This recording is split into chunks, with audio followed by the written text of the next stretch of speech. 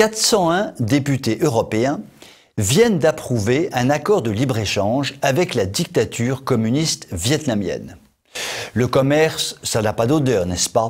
On ne va pas se mettre à chipoter, à pérorer, à ergoter, alors que notre économie est déjà fortement tributaire de nos bonnes relations avec l'honorable Xi Jinping, secrétaire général du Parti communiste chinois.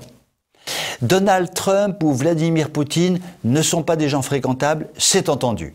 Ils piétinent les droits de l'homme, ils dérèglent le climat, ils sont infréquentables.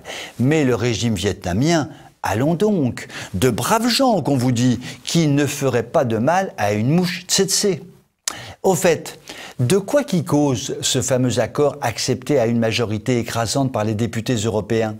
L'accord prévoit qu'à son entrée en vigueur, les droits de douane entre le Vietnam et l'Union européenne passeront de 65% à 0%. Inutile de dire que tout cela va grandement faire les affaires de certaines entreprises françaises qui vont se trouver déstabilisées par ce cadeau fait au Vietnam. Nous saluerons quand même le courage des 192 députés qui ont voté contre l'accord et des 40 qui ont préféré s'abstenir. Avant que soit signé cet accord, pas moins de 70 ONG avaient en amont tiré la sonnette d'alarme pour attirer l'attention des députés européens sur le fait qu'il n'était peut-être pas formidable de se jeter ainsi dans les bras d'un pays qui bafoue ouvertement les droits de l'homme, le droit du travail, l'écologie, j'en passe et des meilleurs. Mais cela n'a visiblement pas étouffé nos bons députés. Pourtant, il se passe actuellement de drôles de choses au Vietnam. Une nouvelle loi relative à la cybersécurité permet aux autorités vietnamiennes de retrouver et de poursuivre les personnes utilisant des réseaux sociaux pour s'exprimer sur des sujets politiques.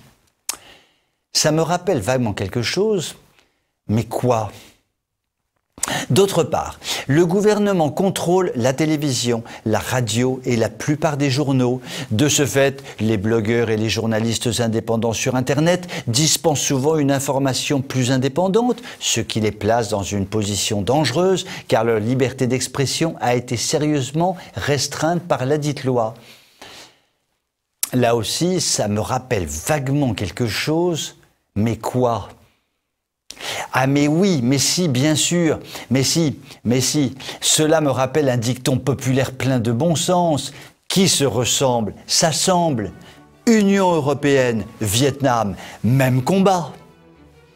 Vous pouvez m'écrire si vous le voulez. À très bientôt.